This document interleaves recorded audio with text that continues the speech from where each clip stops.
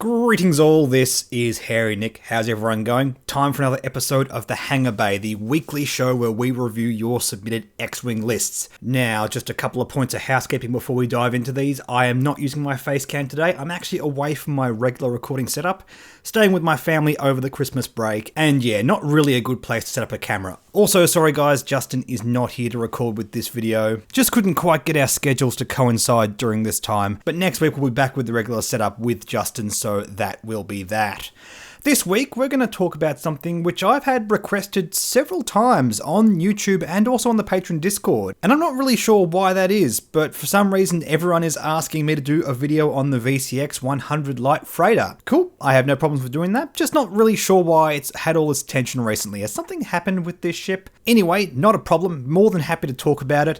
This, of course, is the Ghost from the Rebels TV show. Was a absolute powerhouse in the first edition meta, with Kanan Fen Rao, or Lethal Rebel Fen Rao, and previously with the double Lethal Rebel builds. Hasn't really seen a whole heap of play in second edition. It did have a pretty big nerf in the fact that it can no longer fire turrets in 360 degrees. I mean, no ship can do that anymore, but it can't double tap in the same direction like it used to be able to. It is worth pointing out that it can actually double tap out the forward or indeed the rear arc if you combine it with a few different upgrade cards. The Veteran Turret Gunner, combined with a turret upgrade, allows you to fire it twice out the front and even out the back if you have a docked Ghost. So that is still an option, and that does give it a bit of a unique flavour. Also, I'm looking at these fat, large base Rebel builds, and I think one of the main reasons that this isn't seeing so much play simply is because of the prevalence of another ship that's doing quite well in the same kind of design space, and that is the YT-2400 with the Super Dash double tapping Initiative 7 build. And I think ultimately when it comes down to it, when we're talking about meta play, we want raw efficiency, and that build has it in spades. In fact, look, I'm going to take a quick moment to talk about this because I've mentioned this a few times on social media and you guys have your own opinions, I have my own opinion, and I want to make this statement. I do not believe that it was intentional that this was the way that this worked with the Rourke Garnet Han Solo combo I'm talking about. Because with Rourke Garnet Han Solo, you can fire out the same arc twice, activating at Initiative 7 with 4 red dice. In fact, you could do this with any combination of ships, but obviously we're going to do it with the YT-2400 because it has the 4 dice primary. The reason I say that I do not believe that this was intentional is simply because Han Solo has the clause on his card that you cannot fire again out the same turret arc. Indeed, all of the gunners that interact with the turret in some way have a clause that prevents you from firing twice out the same arc.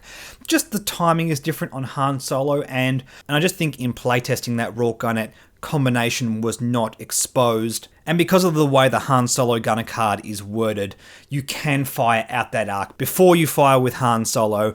However, Han Solo is designed in such a way that he should always be the one firing first. I think this is just simply a mistake. Now, yes guys, I am aware that FFG addressed this on the forum and stated that yes, this is okay, but I don't think that means the issue is done and dusted. I just think FFG are erring on the side of using the correct literal interpretation of the cards. I think for the sake of keeping the game clean, that makes a lot of sense, but I would not be surprised if the very first FAQ prevented any gunner from double tapping out the same arc. I just think it's too dangerous and it's too degenerative. And just getting back to the VCX 100, I think it's one of the key reasons why it is struggling to see play. It's very difficult to justify other things when you can be double tapping an Initiative 7 out the same arc. It is a very, very powerful effect.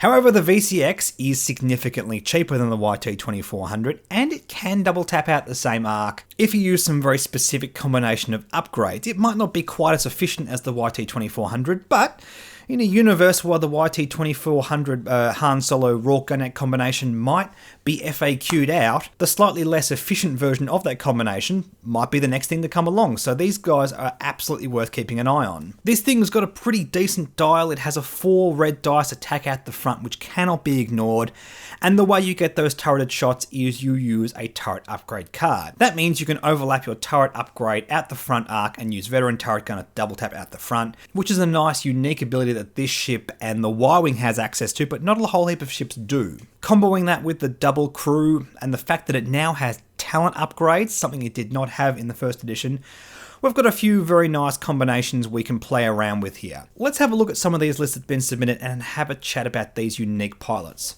First of all, this one by Refuse Resist, Mr. Eric Cologne, with Hera Syndulla and Wedge Antilles on the X-Wing. Hera has Outmaneuver, Ion Cannon Turret, Perceptive Co-Pilot, Shield Upgrade and Veteran Turret Gunner.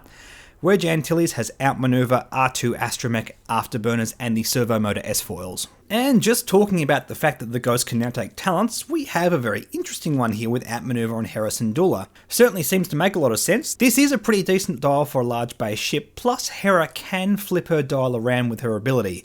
If she reveals any blue or red maneuver, she can change it to another maneuver of the same colour. Pretty cool ability. To further combo with all of this, we can double tap out the front arc with double focus tokens. So this has a fair amount of firepower to be sure. Now we've not comboed this with any ghosts or any other way to sort of abuse the way Hera can flip around her dial, but I quite like that approach. I think there is an argument here to take Dorsal Turret over Ion Cannon Turret. Having said that though, Ion Cannon Turret does work quite nicely with double outmaneuver. It means if you manage to force your opponent's ship to be ionized, you can punish them by removing their green dice quite easily because you know exactly where they're going to be.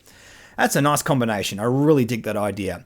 Plus Wedge with outmaneuver. Now, I've talked about Wedge with outmaneuver before. Yes, there is always the downside. If you're fighting against a ship that only has 1 or 0 green dice, you lose all that value, which does kind of suck. But this is an outmaneuver list. You've put it on 2 platforms that really like to play around with it, and that makes a lot of sense to me. I really dig this combination. One criticism I have of this list is the fact that it has a 19-point bid. And I just don't think you need a 19-point bid, to be honest. There's a few options here for upgrades. We could think about adding another crew onto Hera Syndulla. I would think about Jyn Erso, because Jyn gives Wedge access to evade tokens, and that seems pretty powerful. We could upgrade that R2 Astromech to R2D2 for only 2 more points.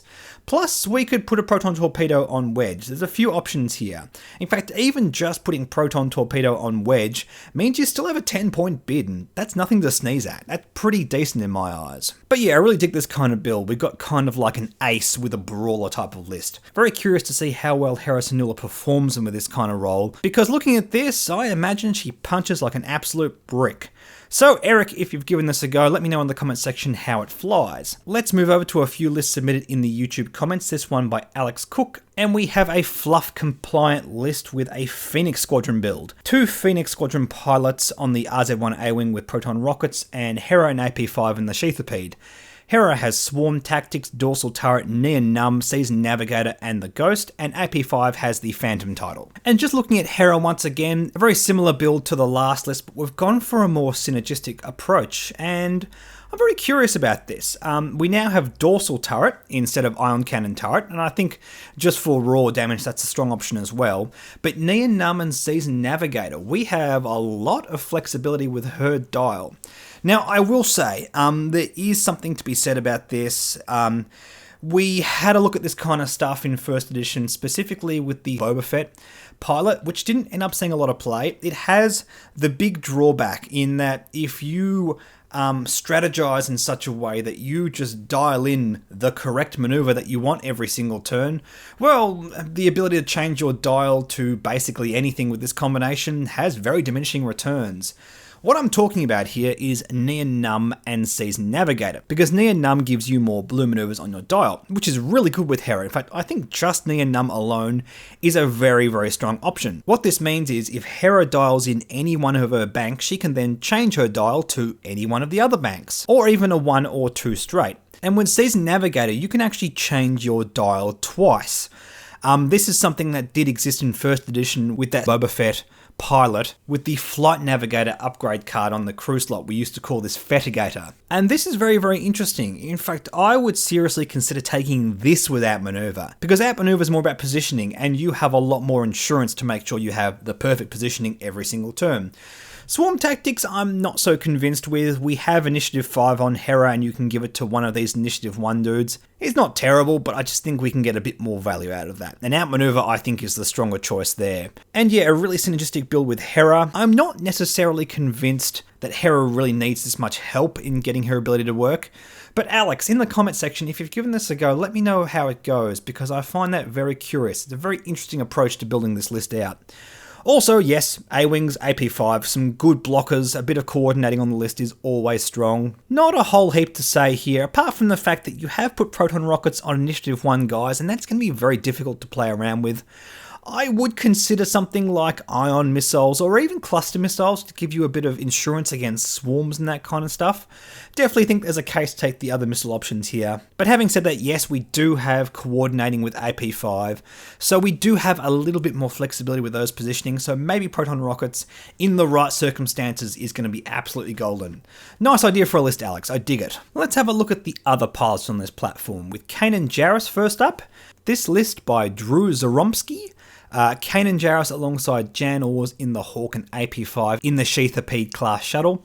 Kanan has Dorsal Turret, Magva Yarrow, Freelance Slicer, Veteran Turret Gunner and the Ghost title. Jan Ors has the Moldy Crow title, and AP5 has the Phantom title. And the reason I wanted to highlight this list is because we have an interesting approach to protecting your list by having a bit of turtling ability with Magva Yarrow and the Freelance Slicer on Kanan. Kanan already having a very powerful defensive ability in that he can lock down the amount of attack dice that your opponent uses against you. Magva Yarrow and Freelance Slicer means you can force your opponent to take jam tokens as they're attacking you.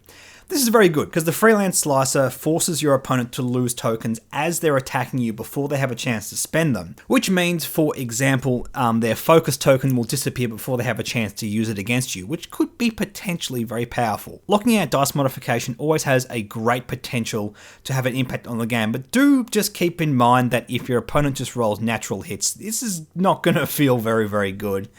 Also, with the Magva Yarrow combo, you do have to keep in mind that it only works if Kanan is attacked several times in a row by the same target. Not a ridiculous requirement, but something you do have to have a think about. From that point of view, you might want to consider using Kanan Jarrus as your number one brawler, while Jan Ors sits in the back feeding him extra attack dice, and AP5 is perhaps docked for most of the game. Seems like a decent strategy. We know this kind of turtley build worked a lot in first edition, haven't seen much of it in second edition, but I do like the approach. My only criticism here is perhaps the Freelance Slicer combo with Magva Yarrow is a little bit too synergistic. You might want to consider cutting away Magva Yarrow and having something a bit cheaper. Even Knee and Numb is 2 fewer points. I know you've gone for the hard synergy here, but perhaps you don't need that much of a push. Remember, you can always just take target locks. Next up we have this list, Revenge of the Droids by JJ Giron or Giron. Sorry, I don't know how to pronounce this, mate. This includes Chopper and Lebo. Chopper with Dorsal Turret and Tactical Scrambler, and Lebo on the YT-2400 with C-3PO and Han Solo. And these are very light builds because we can't really afford much more once we have these two platforms on the board. Relatively speaking, they are quite expensive. Nevertheless, these two do seem like a lot of fun. Now, we have 2 droids on the table, and we've got no payoff for doing this. But, yeah, it's fun. These are 2 good pods, so no complaints there. Also, Tactical Scrambler is quite useful. It means Chopper can do a lot of blocking. If he gets up close to your opponent, he can obstruct their shots, as well as giving them jam tokens at the start of the engagement phase. That seems really, really decent. And Lebo has the ability to use Han Solo here. Now, the first reaction I had to this was, oh, you've used Han Solo, but you've got no extra combination for using Han Solo. But on Lebo, this is very, very interesting because he's able to take a calculate action, spend it immediately with Han Solo, and then have it on defense, as well as potentially using it again on another offense, if he's positioned just right. I know that's not easy, but it is an option here, and I do like the idea of doing that. Plus, with C-3PO, you can also get multiple calculate tokens, as well as getting a little bit of extra defensive capabilities. Seems like a lot of fun. It does feel a bit awkward that Chopper seems to be the kind of platform that wants to get up close and personal, and Lebo with the Han Solo gunner without any way to double tap out the same arc probably does want to do the same. I mean, you can potentially brawl with 2 big ships. I'm not saying that's impossible, but it is difficult. My only major criticism here is we've spent a lot of points on Lebo and there's no veteran turret gunner on Chopper. I think, honestly, with Dorsal Turret, we do want to seriously look at getting that on there. So maybe we want to have a look at a few different ways, maybe getting Veteran Turret Gunner on both and saving points with C-3PO. I don't know if having the double calculate token is that powerful on Lebo. The fact of the matter is, every time he attacks or defends, as long as he has one, he can keep spending one over and over. So there's definitely a few different options here, but I do really dig this concept. I think these two platforms alongside each other, yeah, I know it's not the most degenerative thing, we don't have the double tapping out of the same arc, but these are 2 very powerful platforms, and I think that's absolutely worth having a look at. So yeah, thanks for that submission. Looks really, really cool. I have one more list to have a look at here by Joe Henderson. And I wanted to have a look at this last because this is something which is playing around with a very meta concept, but moving it onto a different platform. The VCX 100 can do the same thing that the raw garnet-render combination can do, only at the forward arc, but in this list, we see that the saving you have on the VCX 100 over the YT 2400 allows you to put another platform on the table, and that's very, very interesting to me. We have a Lothal Rebel with Thane Kyrell in the X-Wing and Raw Garnet in the Hawk. The Lothal Rebel has dorsal turret Saw Gerrera and Han Solo. Thane has an R4 Astromech hull upgrade and servo motor S-foils. Raw Garnet has the classic Hawk build of Trickshot and Moldy Crow. I always love taking that build myself, always a lot of fun. And yeah, this looks like a lot of fun. I mean, Thane Kyrell is already a really good deal at 55 points with this build. I'm not fully convinced he needs hull upgrade. Without hull upgrade, he would only be 50 points. In fact, if we take that out, it means you have a 5-point bid, which is not irrelevant. Initiative 5, again, being a very powerful thing in the meta right now. So don't disregard that, Joe. I always have a think about doing that. But yes, the main thing we have here is we have that Raw Garnet Han Solo combination alongside an extra platform in the X-Wing, and that's very, very interesting to me. Also, Saw Gerrera, this is a lot of fun as well. By taking a cheaper platform in the Lothal Rebel, we don't really care too much about taking extra damage. It has 14 points of health, so Saw Gerrera is a little bit less downside than it would otherwise be. That's pretty cool. Now, yes, I know this is obviously a downgrade over Dash Rendar, flying over the rocks, being able to aim his gun and have 2 4 red dice attacks. However, the extra compromises here allows us to take Thane Kyrell, and that's really powerful. Thane is another pure offensive build on the X-Wing. That extra platform, I think, is absolutely worth having a conversation about in terms of meta play. This is one of those moments on the Hangar Bay where I look at a list and go, ooh, I think we may have discovered something pretty cool. So Joe, thanks for submitting this one. I really dig the idea here, and I would really love to hear if you've had a go at this. Compare it to the Dash Rendar build, see what you think. I might have to have a serious look at this one myself and have a go at it on the channel at some point. Anyway, guys, thank you for all of those submissions. If you'd like me to have a look at one of your lists, just pop it down in the YouTube comments below. Please, as a block of text with the link to whatever squad builder you've used underneath. If you're part of the Patreon Discord, just drop it into the relevant channel on the Discord. And thank you for everyone for watching these episodes of the Hangar Bay for 2018. Plenty more of these to come in the new year. Don't forget to like and subscribe. Like me on Facebook, follow me on Twitter and Reddit. Please consider supporting our Patreon. Thank you so much to all of my patrons. You guys are seriously awesome. I'll catch you guys in the next video.